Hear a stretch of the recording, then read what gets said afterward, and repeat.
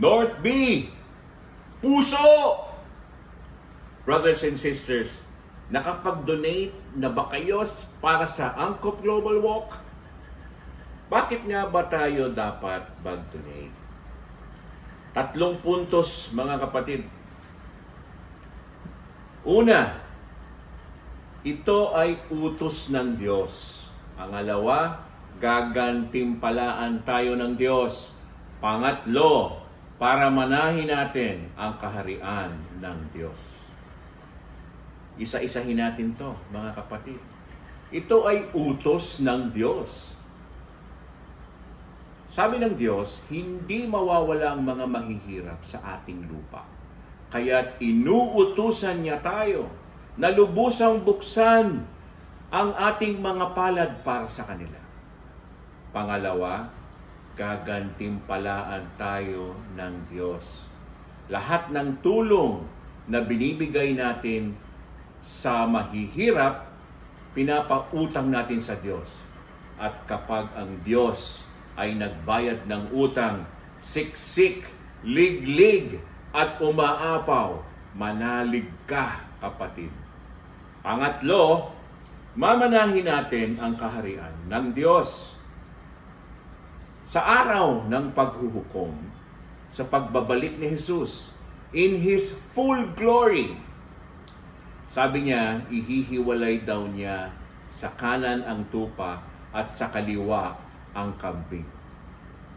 Sasabihin niya sa mga tupa, pasok na, tanggapin niyo na ang kaharian ng Diyos na ihinanda ng aking Ama. Ang tanong ng mga tupa, Lord, what have we done to deserve this? Ang tugon ng Panginoon, sapagkat ako'y nagugutom at ako'y inyong pinakain. Ako'y nauuhaw at ako'y inyong pinainom. Ako'y isang dayuhan at inyong pinatuloy. Ako'y hubad at ako'y inyong dinamitan. Nagkasakit at inyong dinalaw. Nabilanggo at inyong pinuntahan.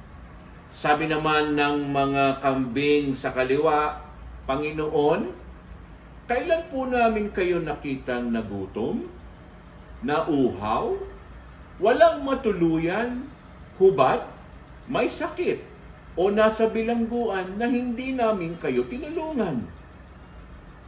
Jesus the King replied, whatever you did for one of the least of these brothers and sisters of mine, you did for me.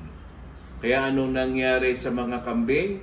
Sa kaliwa, itataboy ang mga ito sa kaparusahang walang hanggan. Mas mabuti pa nga sana kung naging kaldereta na lang. Pero kaparusahang walang hanggang. OMG. Kaya, paano natin mamanahin ang kaharian ng Diyos? Ang susi, puso. Bakit nga ba ito ang lagi kong sinisigaw? This is to remind us to have a heart like Jesus in everything that we do. A heart like Jesus, a symbol of God's boundless and passionate love for mankind, especially for the poor. Brothers and sisters, ipakita natin sa Diyos that we are after His own heart. Brothers and sisters, isisigaw ko ulit, puso! Dahil ito ay pagkakataon na umambag at magsakripisyo dahil ito'y obligasyon natin bilang mga anak ng Diyos at bilang couples for Christ. Ang bawat chapter po ng North B ay mayroong pong banner. Lahat ng magdo-donate ng at least 300 pesos ay magsusulat ng pangalan sa loob ng puso gamit ang marker na pula hanggang ito ay mapuno at maging pula.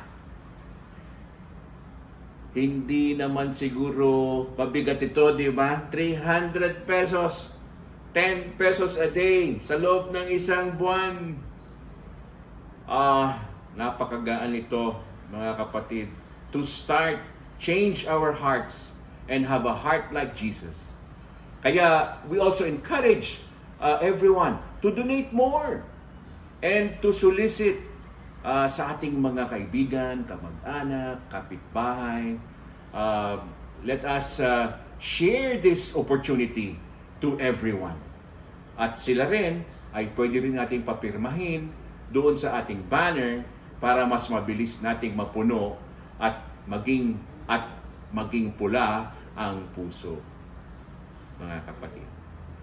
Sa November 18, dadalhin po natin ang mga banner na ito at iwawagayway natin at isisigaw natin puso upang ipaalala sa lahat na hindi tayo titigil hanggat ang puso natin ay maging tulad ng puso ni Jesus.